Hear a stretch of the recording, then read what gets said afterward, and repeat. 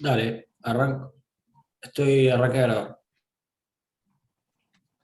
Listo, gracias Mateo. Listo, ahí está Dani, disculpa el No problemita. pasa nada. Bueno, sí, que estaba preparando, digamos, el concurso, y le conté a Leandro que estaba mirando este paper y me dijo, venía a contarlo acá. Y como ya no podía decirle que no, porque ya los otros no habían sido, no te voy a contar lo que estoy haciendo, ¿no? ¿Para qué? Si no tienen que ver con el seminario. Y un poco creo que ese no es un poco lo que refleja, yo creo, este trabajo. Así que, nada, la idea es contarles un poco lo que dice el trabajo eh,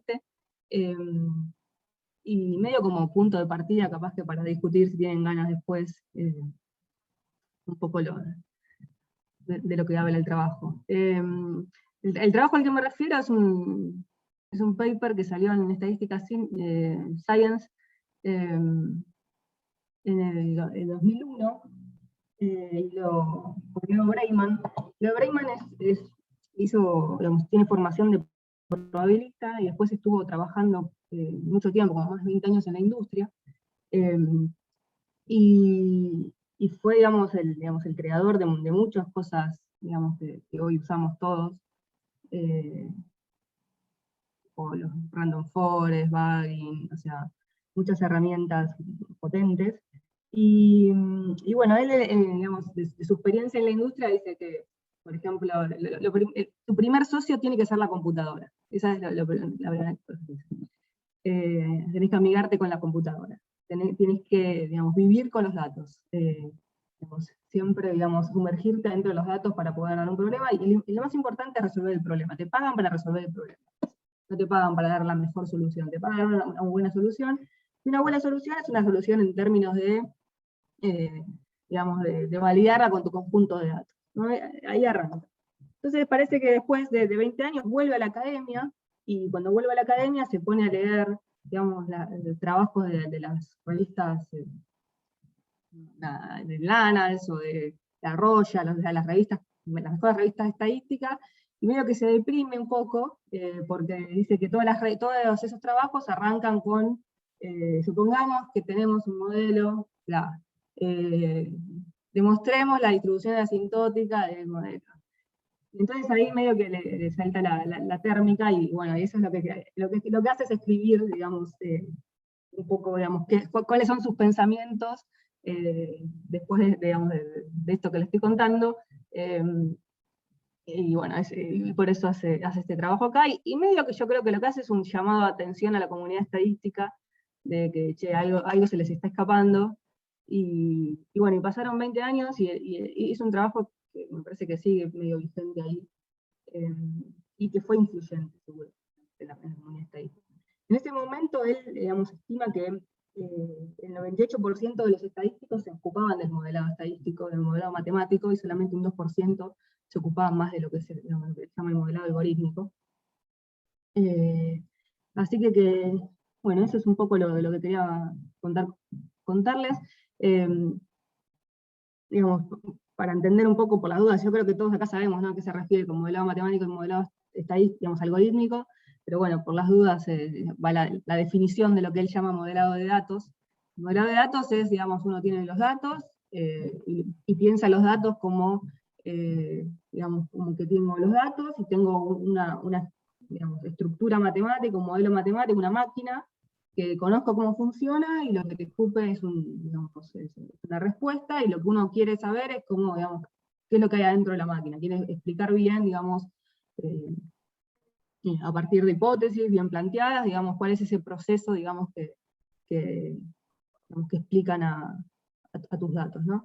Y bueno, y que obviamente que esto tiene muchas cosas buenas, y una de las mayores cosas buenas que él resalta es la interpretabilidad, digamos, uno puede explicar, digamos, qué es lo que está pasando, pero bueno, tiene también muchas cosas malas, y es casi que, digamos, una de las cosas que más resalta es, bueno, ¿qué pasa si el modelo es incorrecto, ¿no? Si el modelo es incorrecto, le estamos pifiando, digamos, y cómo de alguna manera cuantificamos ese pifio. Y después, digamos, por otro lado, está digamos, el modelado algorítmico. Mejor no. ¿Ven todo de la pantalla? Sí. Y lo otro que se llama el modelado algorítmico, que, digamos, que su objetivo va más en predecir, ¿no? Digamos, no me importa saber tanto qué es lo que pasa, digamos, en esa máquina, sino, digamos, en predecir bien, ¿no? Digamos, yo te doy los datos de entrada, hay una magia ahí que no me interesa mucho, y, digamos, y lo que uno quiere saber es, digamos, poder tener un buen modelo predictivo, digamos, sin importarle demasiado, digamos, sin tener mucho, digamos, en cuenta, digamos, cómo es ese mecanismo de generación de subyacente que hay detrás de los datos. Digamos, y el éxito, digamos, en este caso es eso, digamos, una buena predicción digamos, de lo que vos tengas, y bueno, en contra de eso es que uno, digamos, va a perder en conocimiento, digamos, que el conocimiento que el modelo te puede ofrecer. ¿Bien? Entonces, esa es la grieta en la que nos metió Leandro con su invitación, modelado de datos versus modelado algorítmico, y bueno, entonces un poco lo que quería contar era, digamos, cuáles son los puntos, un poquito más, digamos, en detalle de cuáles son los puntos que él menciona, digamos, en contra, si quieren, del modelado de datos. Bueno, entonces, ¿cuáles son, digamos, las críticas, ¿no? que hace Bregman al modelado de datos? Bueno, la primera se basa en esto, ¿no? Que decía antes, ¿no? Que el modelo, digamos, que la premisa incuestionable y muchas veces incorrecta es que se eligió el modelo correcto. ¿Sí? Digamos, cuando, digamos, los estadísticos, digamos, tenemos los datos, lo que buscamos es el modelo, digamos, como la estructura, digamos, ese entendimiento de qué está haciendo la máquina para hacer el análisis de datos. Entonces, ante un problema, lo primero que tratamos de hacer es meterlo adentro digamos, de un modelo y tratar de sacar conclusiones a partir de ese modelo. Y bueno, y obviamente que si las conclusiones sobre el mecanismo del modelo, o sea, son sobre el mecanismo del modelo y no sobre lo que es la naturaleza en sí. Entonces, si el modelo, digamos, emula mal la naturaleza, las conclusiones que vamos a tener son, digamos, incorrectas, ¿no? Y sobre todo hace una crítica, como diciendo que también hay un cierto abuso a lo que es el modelo de regresión lineal, porque todo intentamos llevarlo para ese lado, y hay muchos trabajos hechos en conclusiones, y digamos, que se logra, digamos, a partir de los modelos de regresión lineal, y por más que se ajuste el modelo y todo lo que, pero bueno, muchas veces son cosas demasiado, digamos, encasilladas, porque bueno, esa es la herramienta que uno tiene más fácil. La otra crítica que hace es en cuanto al ajuste del modelo, ¿no? Esto de poner énfasis en ajustar, digamos, de tener un buen ajuste, y bueno, y una crítica que sí, digamos, que es al tema de los test de bondad de ajuste, ¿no? Digamos, los estadísticos sabemos que los test de bondad de ajuste tienen poca potencia, digamos, cuando uno testea si es normal versus no es normal, digamos, este hecho de que uno no fija la alternativa, digamos, la alternativa es un conjunto muy amplio de distribuciones posibles, y bueno, eso hace que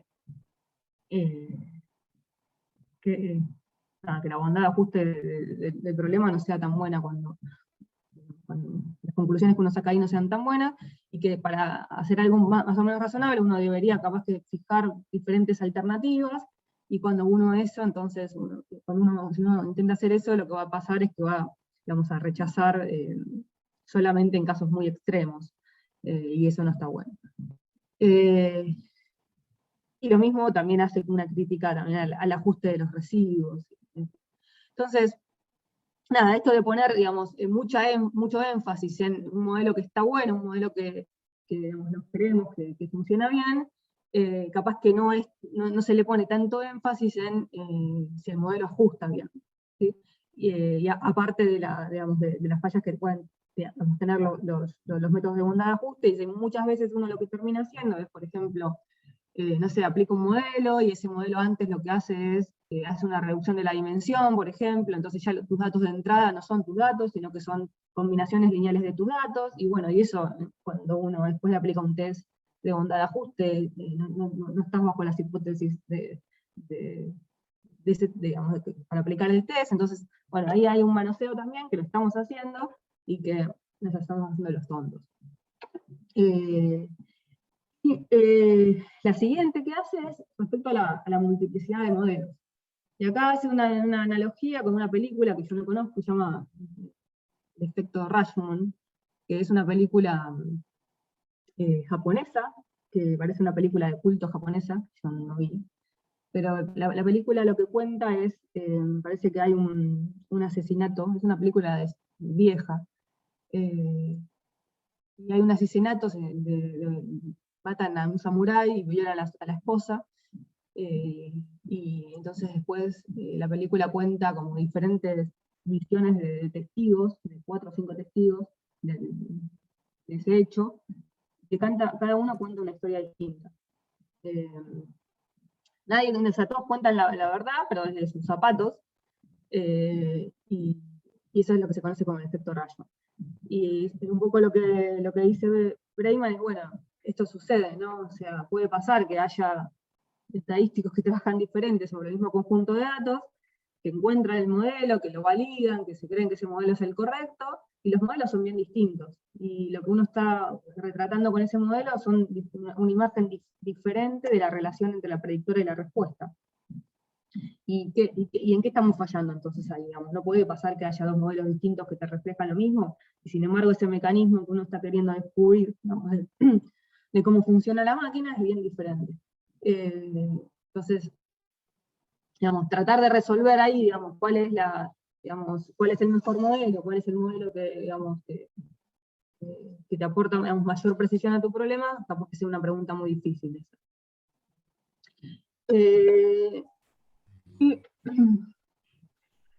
Digamos, otra crítica que hace es esto de priorizar lo simple sobre lo complejo. Digamos, incluso cuando cuando el modelo complejo podría ser la mejor opción, ¿no? Y pone una frase que yo creo que se la escuché ya a Walter por ahí, que dice que si todo hombre tiene un martillo, entonces cada problema es un clavo, ¿no? Y entonces los estadísticos, lo que está pasando es que empezamos a encontrar algunos problemas que dejan de ser clavos. Entonces, esto de pensar en modelos impuestos de datos generados por sistemas complejos, puede ser que resulte una pérdida de precisión o información. O sea, cada vez sucede más que somos capaces de juntar datos que vienen de problemas que son complejos, que vienen de la física, de la biología, y que, digamos, que sabemos que el mecanismo que está por detrás es complejo, y sin embargo estamos forzando a eso, poniéndole una especie de, digamos, de camisa de fuerza para encajarlos dentro de un modelo paramétrico o un modelo digamos, más sencillo, y bueno, eso puede ser cuestionable. Sin embargo, digamos, por el otro lado, los modelos algorítmicos no se preocupan por obtener modelos simples, y capaz que podrían tener, digamos, un mejor resultado. Y entonces, a medida que, digamos, los datos se vuelven cada vez más complejos, es de esperar que, digamos, uno tenga modelos cada vez más complejos. Y la estadística, con su énfasis de querer, digamos, poner modelos cada vez más simples, está perdiendo un poco frente al modelo algorítmico.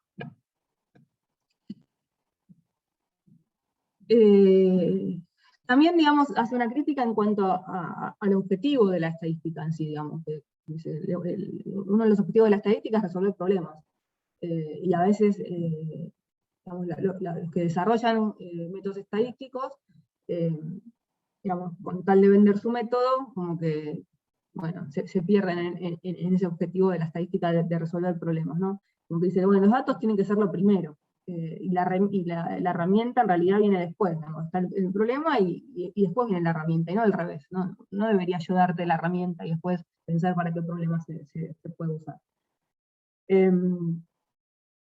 Bueno, y esto que les decía antes, ¿no? Esto de abordar los problemas buscando el mejor modelo de datos, capaz que pone a priori una camisa de fuerza que restringe la capacidad del estadístico para trabajar en una variedad de problemas más grandes. Y por último, anteúltimo creo, es esto de la autocensura de muchos proyectos y colaboraciones, ¿no? Él dice, y medio carenga en el paper, a decir, bueno, empecemos a arriesgar como estadísticos, o sea, no, empecemos a tratar de, digamos, de encontrar soluciones a problemas, porque si no, si se avecina una crisis, o sea, nada, medio que dedíquense a otra cosa. Los problemas cambian con el tiempo y los estadísticos no se están adaptando, se deberían adaptar, si no pueden correr el riesgo de empezar a ser irrelevantes. Digamos, esta insistencia de usar modelos, digamos, en realidad tiene una consecuencia mala, que es que se están excluyendo a sí mismos de trabajar en problemas interesantes. Y medio como que les está diciendo, se les está escapando la tortuga, ¿saben? Están dejando que gente de otras disciplinas estén trabajando, digamos, en problemas estadísticos, que está bien, lo están haciendo bien, pero que ustedes también lo podrían estar haciendo. Y se están perdiendo, digamos, de trabajar en cosas que pueden estar buenas y son desafiantes también para el lado del modelado de datos. Y la última es respecto a la maldición de la dimensión, digamos, es algo que, digamos, que los estadísticos tenemos ahí como en la mochila siempre, como el peso, digamos, de tratar de trabajar y esquivando la maldición de la dimensión. Y él en realidad lo toma como una bendición, dice, como que reducir la dimensionalidad es reducir la cantidad de información disponible para la predicción, y ¿por qué vamos a reducir la dimensión? ¿Por qué vamos a querer reducir la dimensión? Cuanto más variables tengamos, más información tenemos, y ya, digamos, y tratemos de lidiar con ella. Y en realidad tratemos de trabajar en dirección opuesta, ¿no? Digamos, capaz que esto de combinar variables, hacer funciones de diferentes variables, pueden ayudar mejor para predecir que reducir la dimensión. Entonces, bueno, esto es más o menos una idea general, digamos, de lo que hace Bregman en su trabajo. Introduce también muchos ejemplos donde, digamos, métodos de casos de éxito, donde los modelos predictivos funcionan muy bien frente a modelos de datos, y un poco contando de su experiencia en el ámbito privado. Pero bueno, ¿cuáles son las repercusiones, digamos, cómo esto fue, digamos, impactó, digamos, en la comunidad estadística? Bueno, primero, digamos, en su trabajo tiene unas críticas son 4, Box, Parsons, Efron, y uno más que no me acuerdo, que hacen una especie de réplica del trabajo de Bregman, y después Bregman les vuelve a responder. Están buenas, también para leerlas. En particular hay 2 que son un poquito más duros, que son Cox y Efron, y los otros 2 son un poquito más en la línea de lo que dice Bregman. Pero digamos, hubo, digamos, bastante, digamos, revuelo ahí en la comunidad, y ahora que se cumplieron 20 años del trabajo, salió un volumen dedicado, digamos, en particular al trabajo, y tiene artículos de estadísticos grosos, no sé, Bullman, Tirshirani, Hasty, Huminge, Peter Bickel, Per, Chunky Fan, o sea, y la verdad que muchos, no leí todos, leí varios, y están divertidos algunos. Algunos siguen pegándole a Bregman, otros reconocen un poco un paper como influyente en la comunidad, nada, a menos de leer. Entonces, les quería resumir un poco cuáles son tanto de los comentarios del artículo original de Bregman, como de algunas cosas que fui recolectando de estos trabajos, cuáles son las cosas que aparecen ahí como una réplica. No lo dije, pero o sea, todo esto es cosas que leí, no hay comentario personal respecto a este trabajo. Eso te iba a preguntar. ¿Cuál es tu comentario hasta personal? Ahora no comento nada. Digo lo que leí, y después si quieren charlamos y debatimos.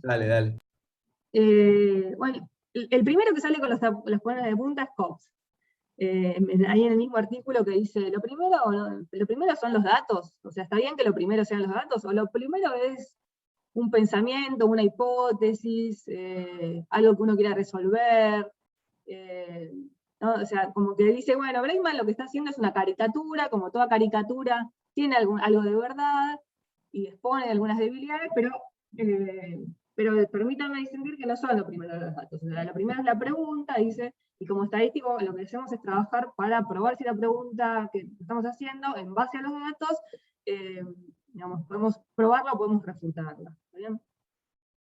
Esa es una primer crítica, digamos, yo qué sé, digamos, bueno, después discutimos si está bien o no, pero también es un poco que cambia, digamos, esto de tener más datos, digamos, de poder acumular datos, y a veces que primero están los datos y después está la pregunta, me parece que ahí hay una vuelta que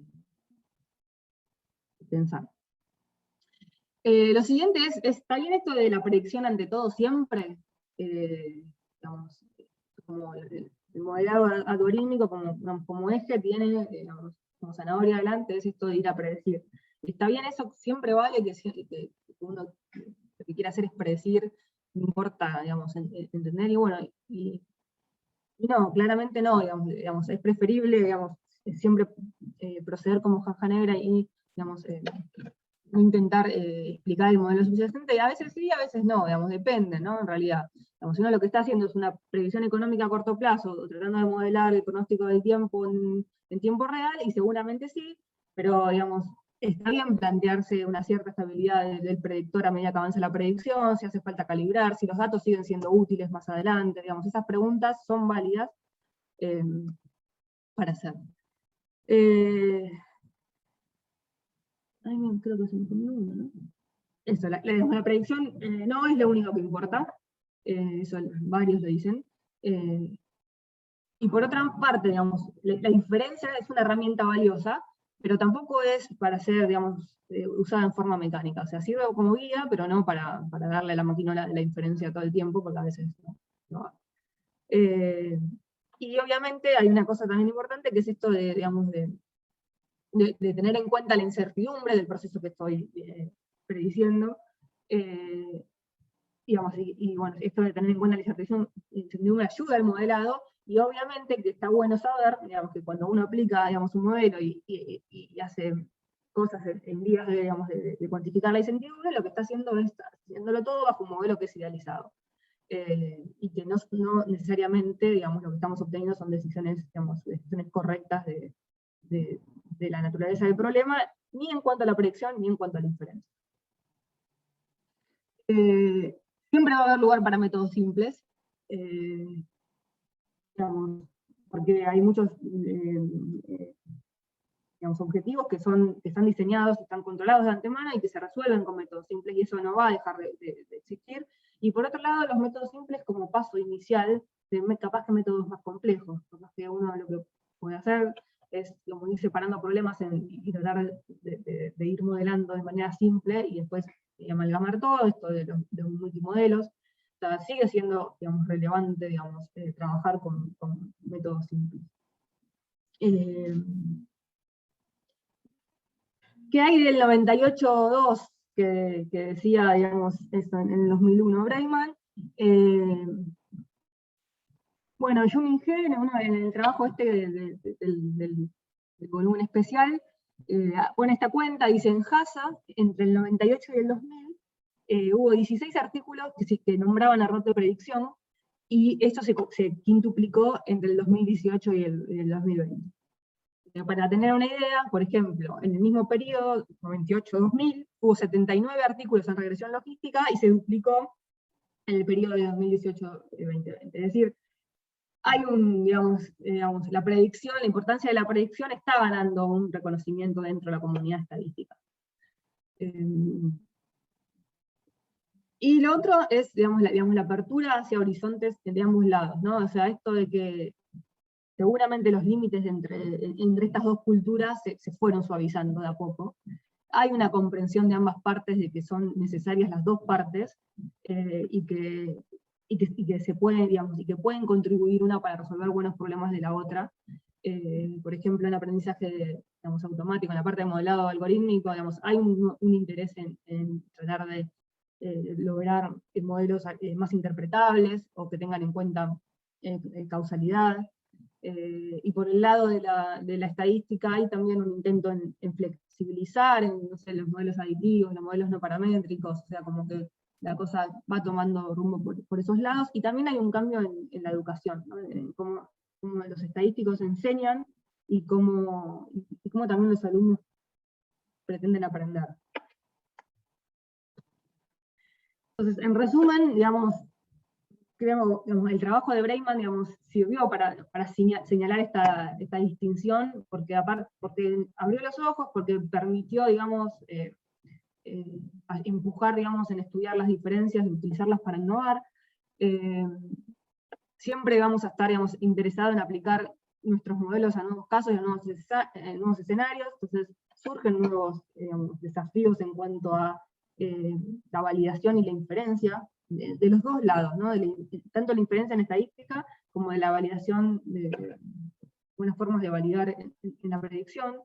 Tener siempre en cuenta esto, que los modelos son solo aproximaciones, y una vez que uno tiene un modelo, no hay que relajarse, son imperfectos, y hay que pensarlos como trabajos en progreso. Abrir la caja negra, ¿no? Eso es algo que de las dos partes uno, digamos, los estadísticos no da más que sigan criticando esto de que hay en la caja negra, pero también del otro lado hay un interés en, está bueno abrir esa caja negra y entender qué funciona y qué no funciona de la caja negra, y poder trabajar para dar propuestas superadoras. Nada, esto, pregunta final, como que pueden los enfoques, los modelos predictivos ser útiles para la predicción, y al revés, ¿no? Pueden los algoritmos, enfoques predictivos mejorar modelos descriptivos y de explicación causal. Con conclusiones que se necesitan de ambos modelos, digamos, para trabajar, y, digamos, y los dos modelos tienen que, digamos, los modelos algoritmos tienen que, o empezaron también a formar parte de la caja de herramientas de los estadísticos. Así que, no sé, para mí no hay grieta acá, o la grieta fue saldada. En tal caso la grieta se corrió a Python y R, que capaz que es incluso la misma grieta, o si quieren a Jorgito Guaymallén, pero no en estas dos culturas. Y no voy a hablarle de la grieta en la facultad, porque así que eso es más o menos lo que le quería contar, y bueno, nada, los escucho. Gracias, Dani. Mi pregunta es, de tu opinión en base a lo que contás de las críticas, ¿cuáles te parece que todavía hoy alguien podría hacer, más allá de esto decís de que se acercan las visiones, y eso, qué de todo esto que contaste todavía hoy es relevante, o ya está todo saldado, o cuasi saldado, ¿no? Porque este trabajo tiene 20 años. Me parece que algo interesante es que si uno lo pone en perspectiva, ¿dónde estaba la comunidad, o qué habían demostrado los enfoques más de inferencia hace 20 años? Era poco, ¿no? O sea, pasaron un par de cosas en los últimos 20 años respecto a aprendizaje, algoritmos, digo, desde, ahí veo a Adriana sintiendo, digo, desde el protein folding a AlphaGo, a clasificación de imágenes, los últimos 5 años con los modelos de texto, digo, todo eso no estaba ni en la imaginación de la gente más osada hace 20 años. ¿Qué de todo eso te parece que bueno, cómo se actualiza este trabajo hoy? Uno de los autores de estos artículos dice: una lástima que Breiman se murió 5 años después que escribió ese artículo. Una lástima que Breiman no haya llegado a ver qué pasó con la comunidad, porque se hubiese quedado, digamos, satisfecho, digamos, de la arenga que hizo. Yo creo que sí, digamos, capaz que ahora se invirtió, ¿no? Es un 98-2, pero al revés. Como que es mucho más activo, me parece, digamos, el otro área. Yo creo que es algo que pensamos siempre mucho, no sé si está Mariela por ahí, pero digamos, cuando lo pensamos más de cuando no de la investigación, sino de la enseñanza, ¿no? Cuando vemos que explota todo esto y nosotros estamos enseñando test de hipótesis o intervalos, ahí aparece Mariela.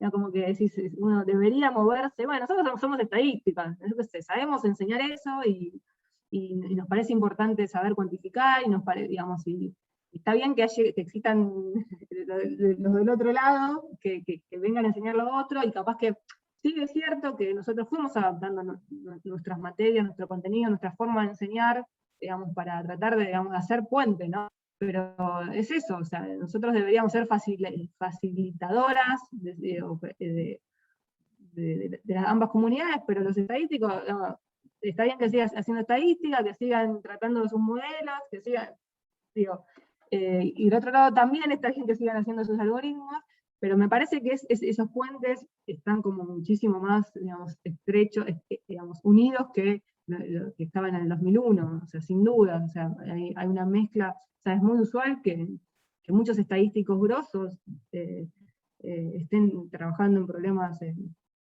algorítmicos, y hay muchísimos, como vos nombraste algunos casos de éxito desde el lado del modelado algorítmico, también hay muchos casos de cosas los estadísticos están cómodos haciendo esas cosas. Entonces, realmente yo creo que no hay grieta, digamos, en este punto. Me parece que se ha logrado ir como en una dirección, ¿no? Me parece que eso está bueno.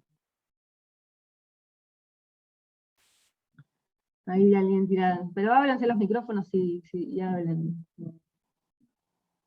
Gran punto el bayesiano, sí, ahí el trabajo de Hellman, de Andrew Hellman, medio que le tira las orejas a Breiman, porque dice que Breiman un poco minimizó a los bayesianos, y Hellman le dijo, el trabajo dice, che, te estás olvidando acá a alguien que hace mucho que está haciendo algo y, en ese lado, y que no lo citaste. A ver, el trabajo de Breiman, para mí también hay que decirlo, yo creo que él se hace un poco de autobombo en su trabajo. Llegué yo con los árboles, y como que muchas cosas que él cita son bastante autorreferenciales, como diciendo, yo soy el único que estoy poniendo el pecho acá. No sé, cuando yo lo leí me dio un poco esa sensación, y creo que lo que dice Walter, de no decir nada, o decir algo medio mal del bayesianismo, me parece que es un punto flojo del trabajo de Breiman.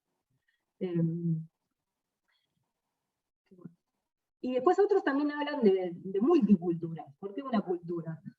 ¿Por qué dos culturas? O sea, eso, bayesianos, no paramétricos, robustos, o sea, capaz que hay muchas culturas, algorítmicos.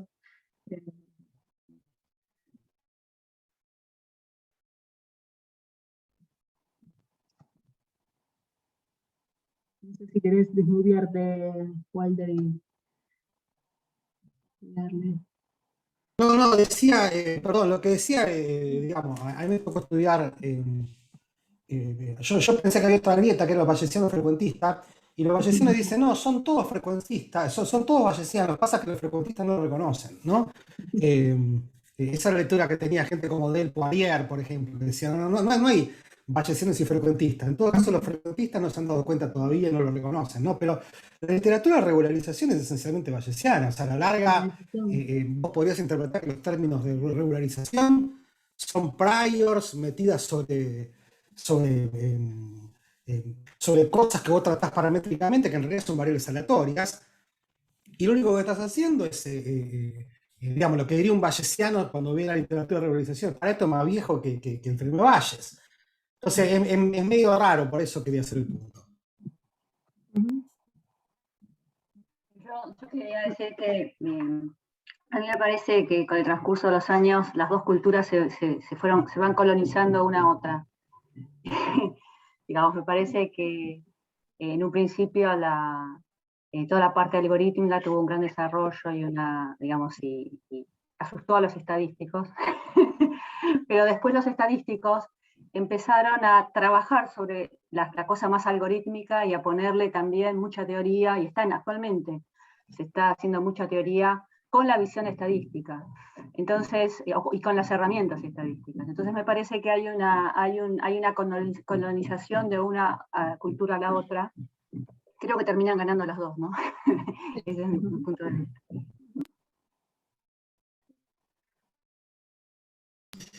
Perdón, sigo con lo de regularización, insisto, sobre todo la gente que hace computación en la sala. La idea de regularización es tan vieja como Tikhonov, o sea, en definitiva, que empezamos a verlo como un problema de regularización fue en la década del 90. Pero insisto, la regularización clásica es de la década del 40 y pico, más o menos, que aparece para resolver un problema de colinealidad en la década del 70, una cosa por el estilo, y de repente aparece de vuelta disfrazada de regularización hacia el 94, cuando aparece el paper de Tijirani y de Lasso, ¿no? Entonces es interesante. La estadística vuelve a apropiarse, entre comillas, de técnicas que aparecieron con otro propósito. Insisto, regularización no se...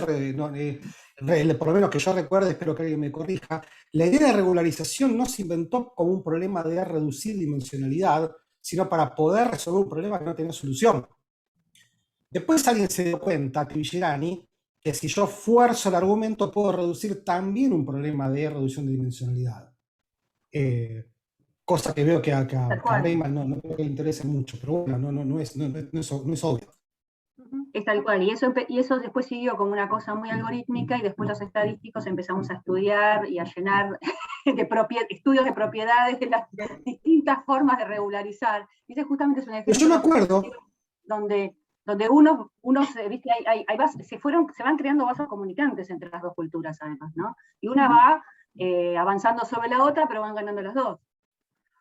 Yo me acuerdo, sí, estoy completamente de acuerdo. Yo me acuerdo haber estado presente cuando Tijirani presentó Lasso, ¿está bien?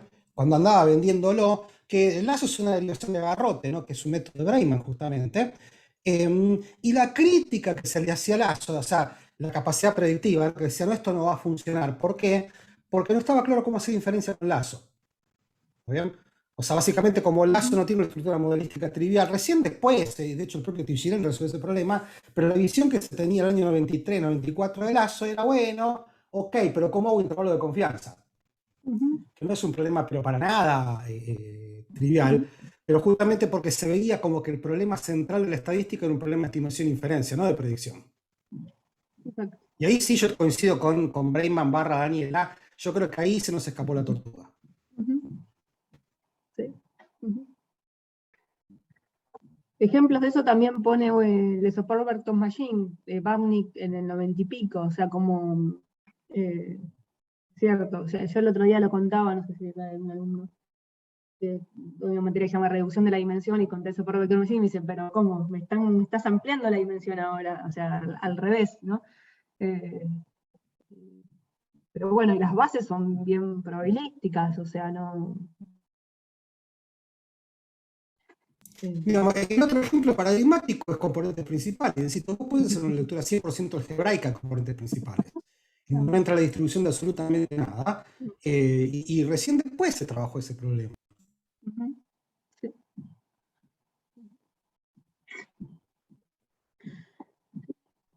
A mí también me parece importante eso, cómo también nos cambió la forma de enseñar, yo creo. Un poco empujados por esto, ¿no?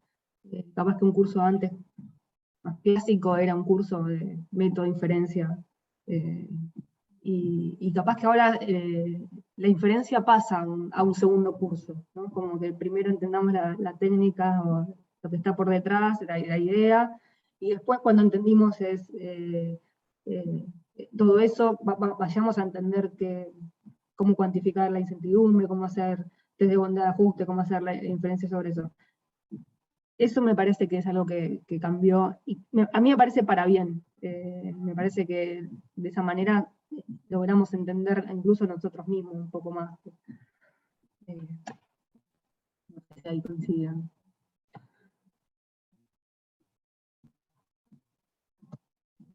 Hay algunas preguntas más en el chat, no sé, pero si quieren ábranse el micrófono.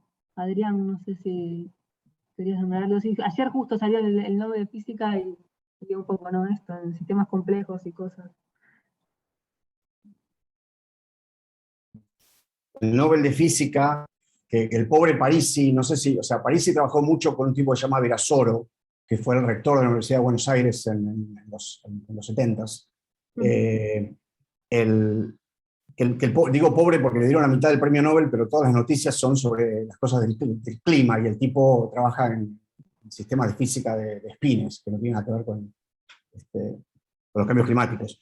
Pero no, que el premio Nobel ese es esencialmente a mirar sistemas complejos desde el punto de vista estadístico, donde básicamente cada vez que uno corre el modelo tiene un resultado potencialmente profundamente distinto. Entonces, ¿cómo después escribirlo algorítmicamente para que uno pueda reproducir el promedio o las réplicas, ¿no? y ver la estadística? Está bueno, porque esta gente trabajó en condiciones donde no, o sea, tenían datos, pero no muchos, tenían algunas ecuaciones fundamentales, pero no tantas, y ciertamente no tenían la capacidad de cómputo que hay ahora, ¿no? Una pregunta, o sea, para los que no me conocen, yo soy químico, que hago aprendizaje de máquinas porque es interesante, pero no es mi formación. Si uno agarra a un estudiante nuevo, que yo sospecho que antes de tomar una clase de aprendizaje de máquinas en la facultad, tienen que haber tomado varias materias de análisis y de estadística, ¿estamos de acuerdo? Antes de siquiera empezar con Machine Learning, esperaría. Y yo agarro a un estudiante nuevo y le cuento esta historia de la grieta, ¿me creen? O ya la cosa es esencialmente, digamos, que no se puede hacer una cosa sin... Sospecho que se puede hacer estadística sin Machine Learning, pero Machine Learning sin estadística estoy seguro que no se puede. Mariela se ríe. Vino Adrián, tiró el petardo y... Se puede hacer, ocurre todos los días, puedo decir. Yo Aquí creo no que te hay puedo un todos los montón de días. gente que está haciendo, capaz que me parece como que al andar se van dando cuenta que lo van necesitando, no sé, ¿no? Ok, pero mismo si uno usa, si la gente usa paquetes sin pensarlo mucho, quizás lo que decía Walter un poquito, que escondido, aunque no sepas, hay un montón de estadística que ya está escrita, ¿sí? Aunque quizás el día a día no la entiendas o no la uses, pero está ahí. Ujú. Sí, a ver, yo donde encuentro la pata floja en general, es una pregunta de la que hace Adrián, que yo me hice muchas veces. De hecho, yo ahora me he movido estudiando un curso de Machine Learning. Tú también, Brutus, Kame, ¿no? La frase que diría es esa, ¿no? Y donde yo encuentro que está la puerta mágica que conduce a los dos mundos es en algo así como el error cuadrático medio, ¿no? O sea, el error cuadrático medio es lo que ata un problema con el otro, ¿no? De hecho, el error cuadrático medio o una cosa que tenga que ver con la medición del riesgo es lo que ata al problema de predicción con el problema de estimación. Entonces, si vos te tragás el error cuadrático medio como si fuese una verdad revelada, resulta que te ahorraste un montón de estadística. Pero un montón te estudiaste, te ahorraste, y te ahorraste un montón de probabilidad. Pero pasa que de repente los pibes, por lo menos mi experiencia, se ponen a hacer preguntas sobre por qué esto sí, por qué esto no, y yo me encuentro que tengo que meter algo así como el error cuadrático medio de vuelta, ¿no? Y lamentablemente siempre que abriste el error cuadrático medio, le abriste la puerta a la probabilidad y la cagaste. Bueno, sí. Digo, ejemplo, si querés te pongo un ejemplo, ¿no? Suponete Bueno, que yo está tengo bien. ejemplo es, si yo quiero, no sé, armar un predictor que prediga si va a llover. ¿Está bien? Entonces, yo te propongo el siguiente predictor. Llueve todos los días siempre. ¿Está bien? Desde la perspectiva de quien tiene una visión muy asimétrica del riesgo de enfermarme, es un predictor bueno. ¿Está bien? Y al revés, a una persona que no le gusta nada mojarse, porque es poeta y le gusta mojarse y es inmune, yo te predigo que llueve todos los días, o que no llueve nunca, por ejemplo.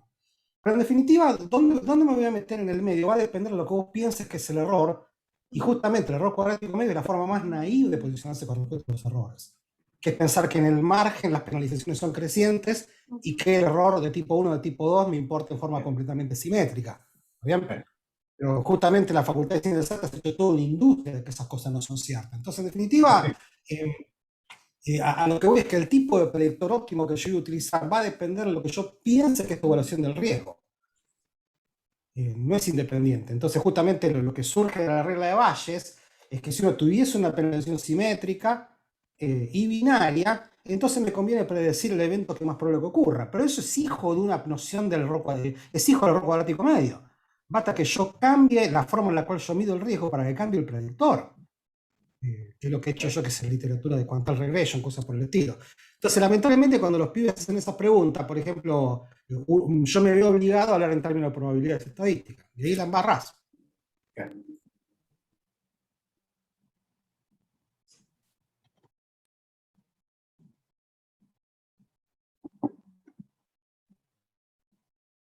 No sé si alguno más, un comentario.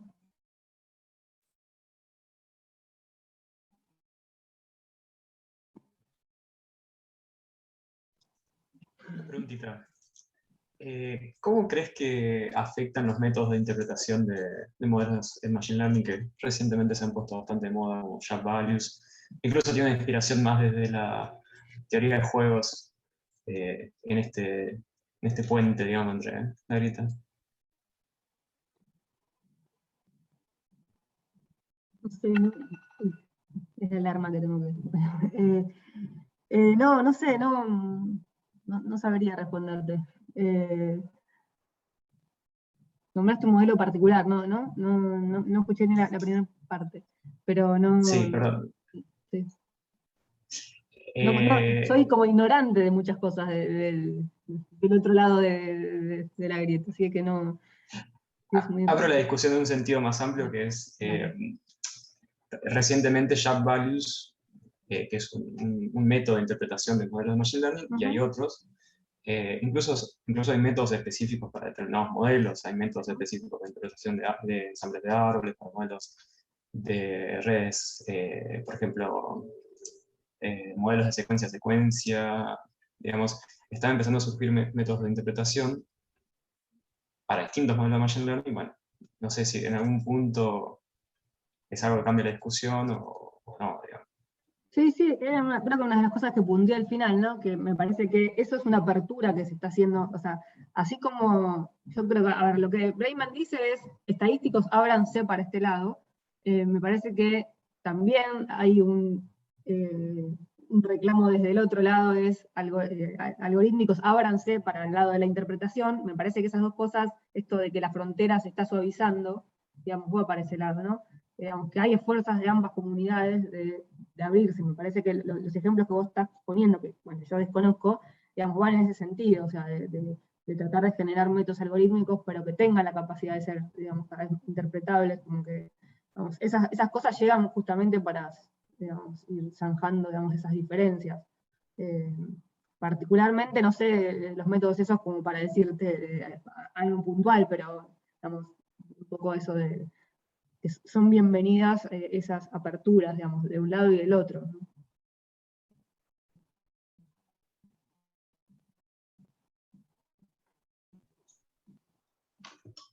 Bueno, gracias.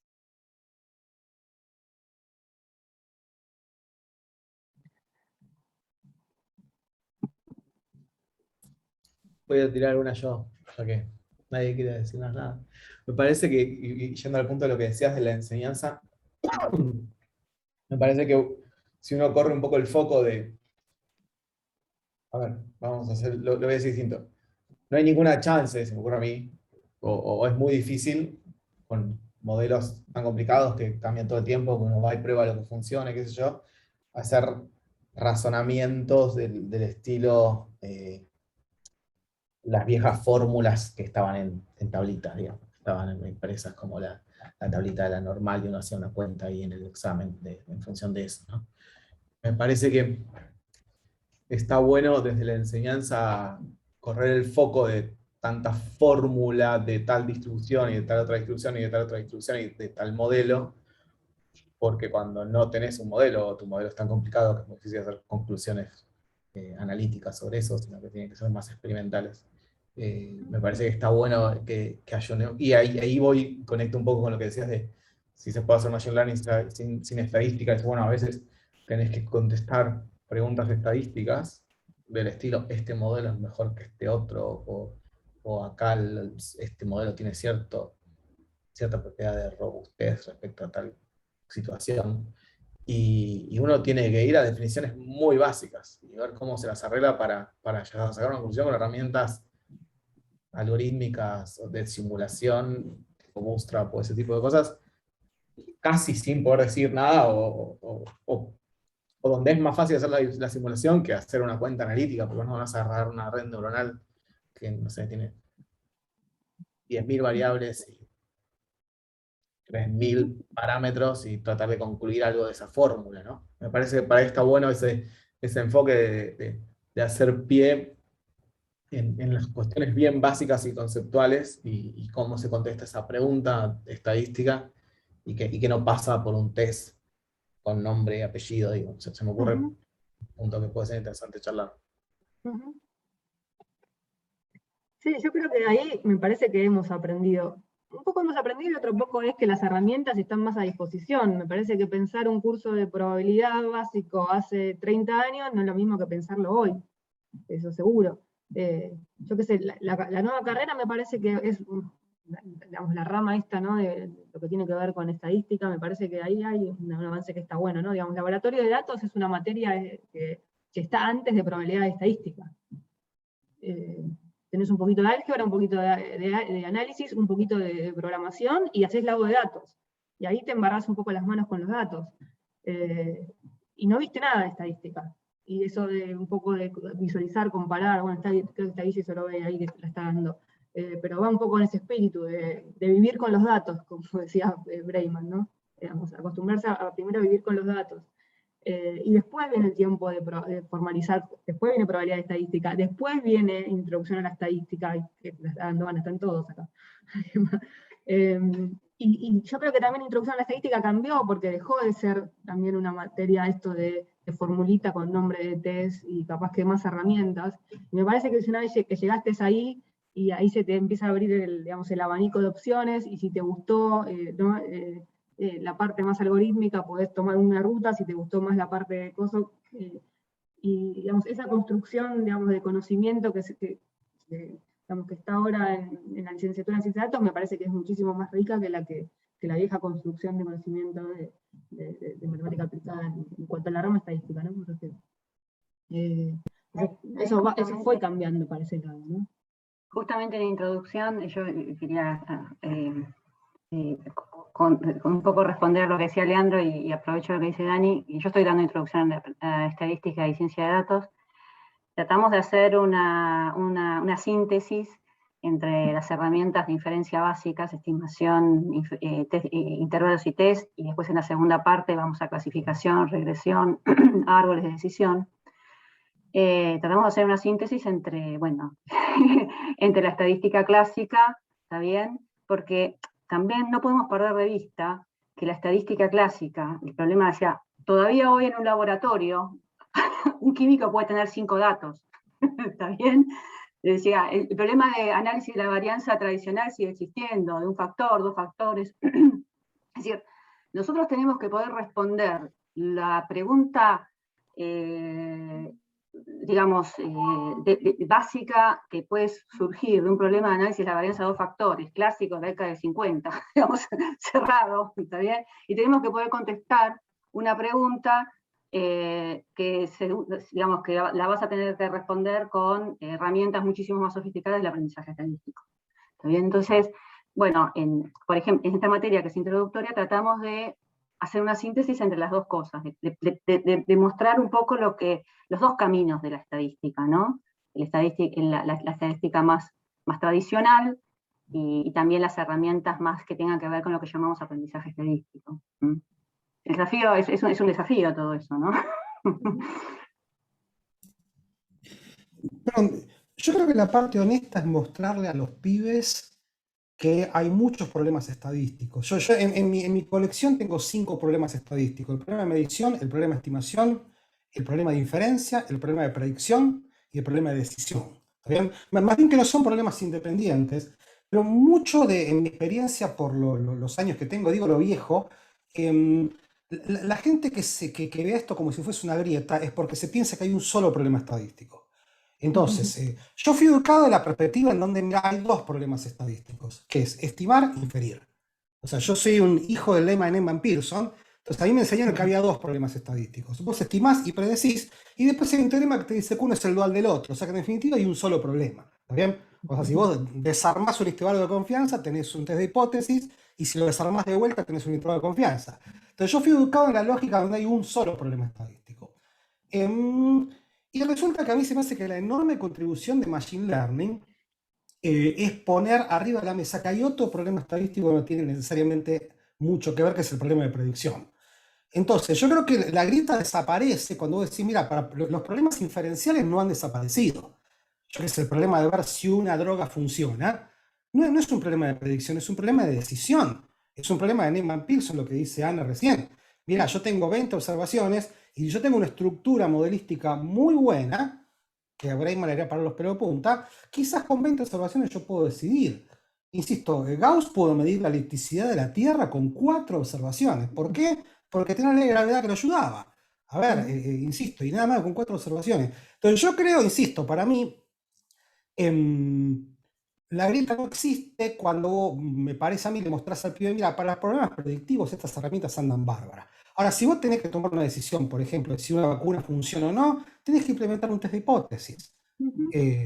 Y para pensar en un test de hipótesis necesitas pensar en eventos contrafácticos.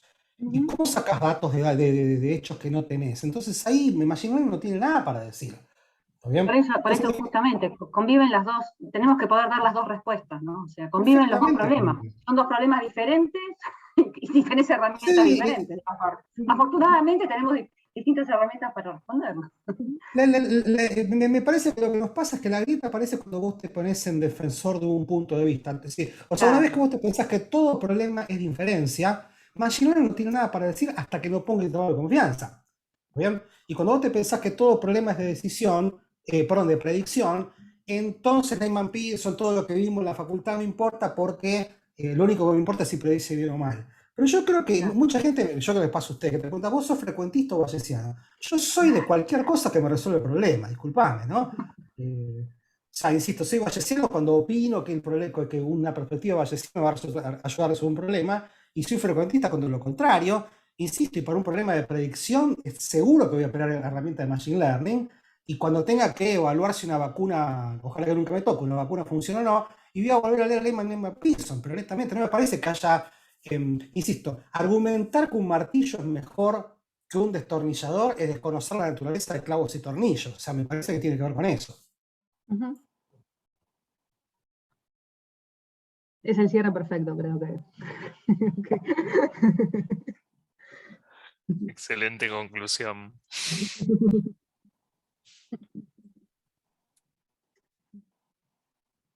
Bueno, está todo disponible, digamos, los trabajos están ahí, digamos, el trabajo de Breimann es open source, está para open access, para bajar, y también el otro, el de los estudios, están compiladitos, estos son unos 20 trabajos. Dale, después mandame los links, así los dejamos ahí en... Dale. Walter pasó algunos que son el chat. divertidos. Dale. Ah, sí, lo pasó Walter, creo. Sí, el de las respuestas está ahí en el chat. Con el asunto, con respecto a los árboles causales, justamente tiene que ver con todas estas cosas que hace Susanate, tiene que ver con estos intentos de cerrar la grieta, o sea, de ver si una herramienta de Machine Learning se puede utilizar para dirimir cuestiones causales para las cuales vos aceptás un enfoque frecuentista.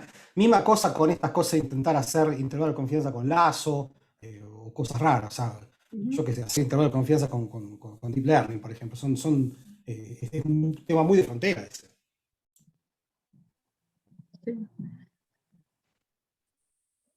Después hay otro trabajo que yo cité ahí, después te lo mando si querés, que está en Archive, no está publicado, pero que lo que intenta es, no lo leí todo, es un trabajo grandote, pero que intenta también vincular varias herramientas que están en las dos partes y decir, bueno, que una se puede ver como la otra y ese tipo de cosas. Pero no sabía cuánto tampoco, no conocía a los autores, hay que mirarlo un poco más con cuidado.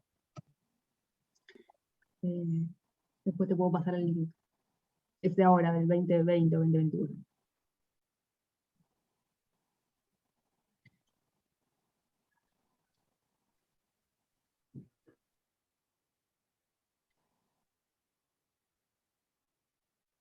Bueno, gracias, Dani. Creo que podemos estar acá.